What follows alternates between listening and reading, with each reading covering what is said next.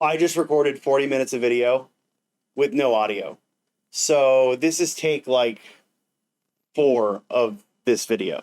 This video took me a little bit of a journey to make. Not just because of the technical issues. I have some problems in a couple places. And I really want to talk about that and explain what those problems are. But in order to get there, first, we're going to talk about what we know about character species and character background for creating your character in the new system for D&D. Hey, editing Sean here. Quick note, I cut the whole part about species because the video was way too freaking long and it didn't add anything.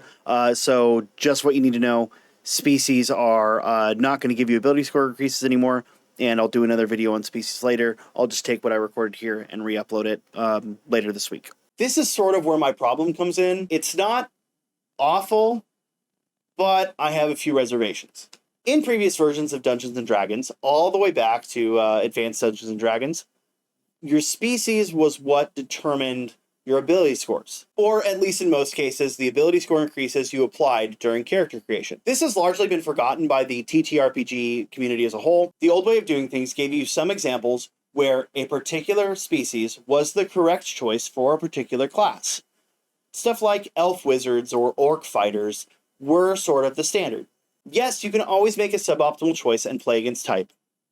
But if a dungeon master was trying to challenge you mechanically and really push the boundaries of the challenge rating system or the combat system as a whole, you might be putting your party in a more rough place because you wanted to play the more flavorful option. You wanted your character to be unique, so you were punished for it mechanically by having lower ability scores. At least lower ability scores in the stats that mattered for your class. Tasha's Cauldron of Everything gave us a new option.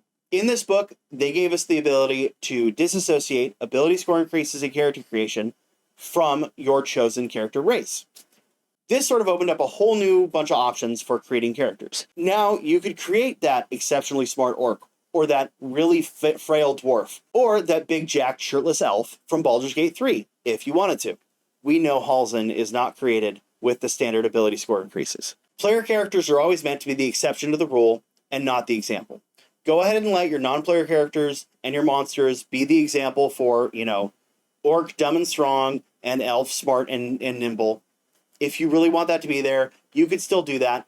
But Tasha's Cauldron and Everything gave player characters the option to sort of go outside that box if they really wanted to. For much of the OneDnD playtest, this seemed like it was going to be the way we were going, at least mostly. In order to show you what I mean, we're going to go ahead and break down some of the backgrounds we know about. Not all of them, because there's a whole bunch of information and it's all like scattered and piecemeal. Particularly, I'm going to talk about some of the options we saw in the Origins video put out by the D&D YouTube channel. In this video, they had sort of a screenshot of the Players Handbook scroll by briefly, and we could see some clear examples of the backgrounds there.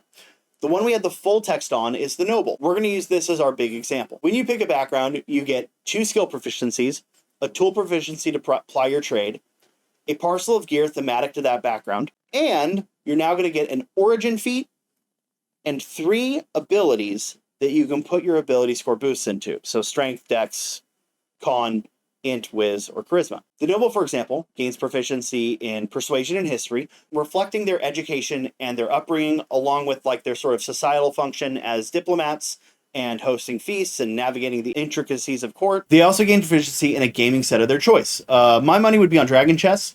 It's very, sort of posh and noble to play some chess.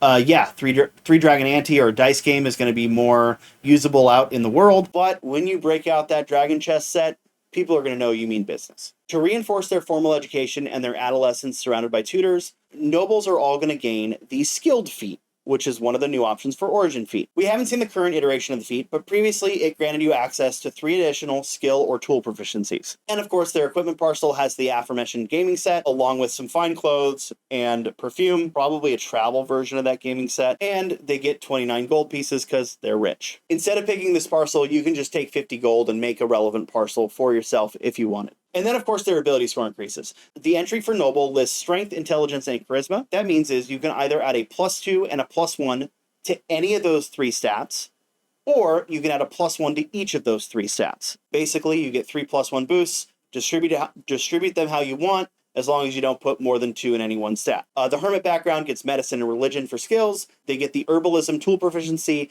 and the Healer Origin feat. Hopefully this is the updated version we saw in the first playtest document, but we'll see. They get some amount of gear and gold, and they can distribute their boosts between Con, Wisdom, and Charisma. The Sage is proficient with Calligrapher's tools, Arcana, and History. They learn some limited magic through the Magic Initiate feat, but that magic must come from the Wizard spell list, and they can throw their ability boosts in Constitution, Intelligence, and Wisdom. And then the last couple, briefly, we don't know the full text for the Merchant background, but they get Con, Intelligence, and Charisma as their ability score increases, if they want to, and then the Acolyte can take either Wisdom, Charisma, or Intelligence. Most likely the Acolyte will get the Cleric version of the Magic Initiate feat. Overall, the backgrounds are all kind of fun and thematic. You get a free feat, which is great. You get some skill proficiencies and tool proficiencies to really hone in those pre-adventuring years of your life. They give you some equipment you probably wouldn't have thought of otherwise, and they give you your ability score bonuses. Sure, your background is going to have a huge impact on your physical and mental capabilities moving forward as an adventurer. This is arguably better than the previous version, where those abilities came from your species. So why do I hate this so much? In my opinion, this causes the same issue as the prior system, just a little bit different. Now you have an optimal choice for background to go along with your class choice. So, like, if you're a sage, you should pick a wizard. Or at least if you're a wizard, you should pick a sage. But you now gain the Magic Initiate feat, which kind of doesn't matter to a wizard. So is it better to pick the Acolyte? Because you could still also increase Intelligence and Wisdom if you wanted to. But, like, that gives you a Cleric spell, which you won't have as a wizard. I don't know. It just seems off. I'm going to go through, using the Noble as our example, and kind of give you some more breakdown of why I hate this. And, like, real quick, I know that you could build something that's suboptimal, or you don't have to have super high stats in your core ability scores, like, to function as a character. But most players are going to be put off by the fact that you can't build something optimal, especially newer players. And I really think the Player's Handbook should have all the available rules for creating your character, and I think it should encourage you to build whatever you want, especially when Jeremy and Chris made a huge point about wish fulfillment in the new book. If that's the point, then we should have that be a point. Oh, and also, like, this is going to assume you're using, like, the standard stat array or point buy, and it's also going to assume your GM didn't let you move any of those ability boosts, and it's also going to... No, yeah, that's it. As best I can surmise, the Noble's ability scores represent their social acumen, their access to tutors and formal education, and their martial responsibilities as the lord of a castle or an estate. This very much is a Western, medieval, European idea, a very feudalist idea of what a noble is. Kind of like in Game of Thrones. So, we're going to use House Stark from Game of Thrones and kind of go through and, like, design and brief some of those characters, and you'll start to see where I see major issues with this. All of the men in House Stark had access to Sir Roderick as a master at arms. They were all trained from a young age to fight. So everyone, Bran, Robb, we're really going to only talk about Bran, Robb, and Jon. Rickon's a little bit too young to be a player character anyway. He kind of got forgotten as a character in the show anyways, so we're going to go ahead and forget about him here. He doesn't exist anymore. Yay! Robb Stark took the all-around approach when he was building his character. He's an all-around great fighter, a clever tactician, and a charismatic leader, uniting the North and acting as a thorn in the side of the Lannisters. Jon Snow, or Jon Stark, whichever you prefer, doesn't matter to me, took a +2 to strength and a +1 charisma. He's a little bit less charismatic than Robb, but technically he's getting the same bonus.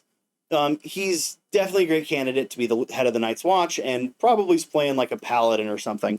To contrast that, Sansa Stark took her bonuses in charisma and intelligence, probably a +2 to charisma and a +1 in intelligence. She's sort of been trained for etiquette and courtly duties from an early age, and seems very eager to sort of fill that role in life as she moves forward.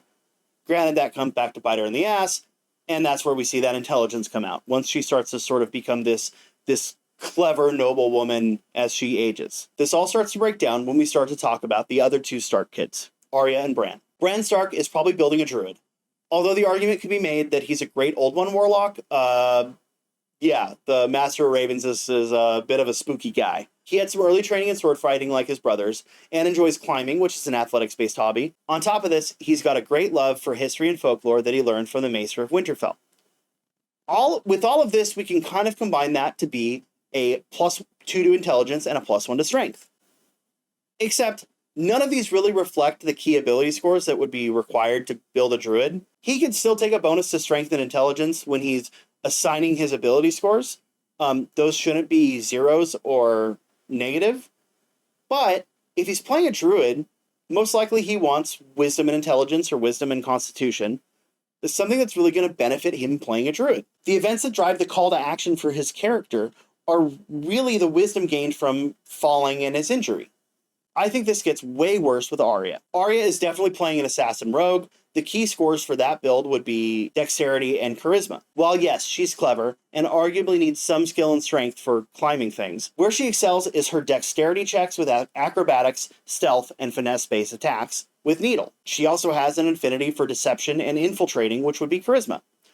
In an optimal build for her, her origin bonus would be a +2 to dex and a +1 charisma, which you can't do with the noble background. So I guess if we're building Arya, she gets a +2 to charisma and a +1 in intelligence.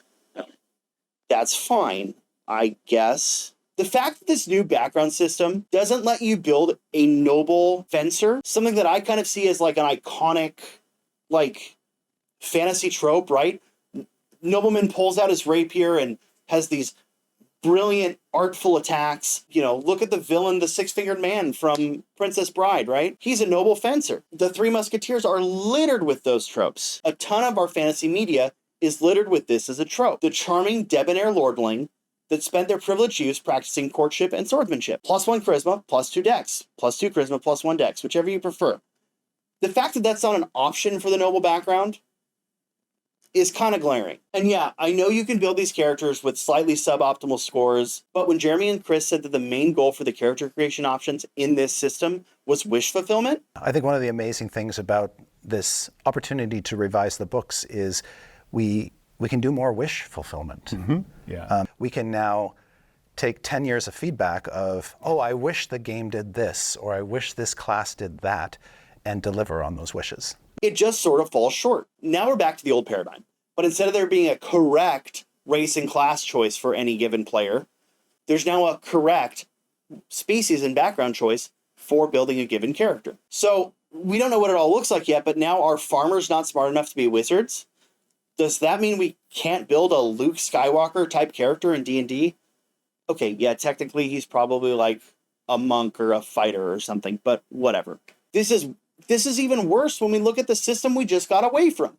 Tasha's Cauldron of Everything solved this. We had a system that didn't tie your ability scores to either a class or a species system. Plus, they solved this in the Unearthed Arcana playtest. In the very first OneDnD playtest way back in 2022, they gave us the option to build our own background. And if I remember correctly, and I could be wrong, the video companion to that document had Jeremy Crawford saying he wants us to build our own backgrounds, that's the preferred version of this system. The default option now for your background is to build your own. We've essentially kind of reversed the priority order, where now the default is build your own background, and we tell you exactly how. So that was a lie. We know that the Dungeon Master's Guide is going to have an option for you to build a custom background, but that inherently makes it an optional rule. If it's not in the Player's Handbook explicitly saying you can do that, there's going to be a lot of DMs that don't allow it, or there's going to be a lot of players that don't know that's an option. I know plenty of people that play D&D that don't own a copy of the Dungeon Master's Guide.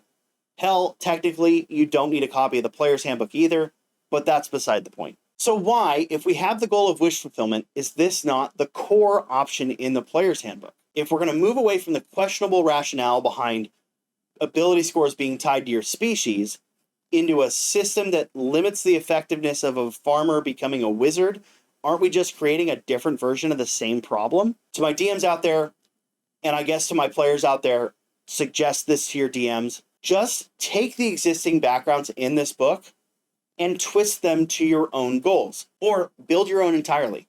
Let your players build more varied characters and more interesting characters. Put more thought into it than, oh yeah, sure, I'm playing a rogue, I'll be a criminal. Now, I've played this game long enough, and I mean, if you look at this system, you can figure it out yourself, to figure out how to make a custom background. So let's run through how to make your own custom background for D&D 5th edition. Work with your DM to do this. Make sure you're not just picking the most optimal options, but pick options that work both for your character build and your character theme. So first, you have to figure out a theme for what that background is. The examples here are great to just use as a guide, but let's say you want to make a faction agent or a spy or something else that's not going to show up in this book. Just figure out what that is and use that as your template. You're going to pick 2 skill proficiencies that would be used by someone in that background. You're going to pick a thematic tool proficiency that would be used by someone with that trade or training. You're going to pick an origin feat that you think that background would have access to. If you think it's something that makes them particularly tough, you'll take the tough background. If they've got some sort of occult or arcane training, take the magic initiate background. Then just distribute those ability scores how you see fit. Put a +2 into one and then a +1 into another, or put 3 +1s among 3 abilities. Like, just put them where you think makes sense for your character, for your class, and for your background. And finally, grab 50 gold worth of equipment that fits your background.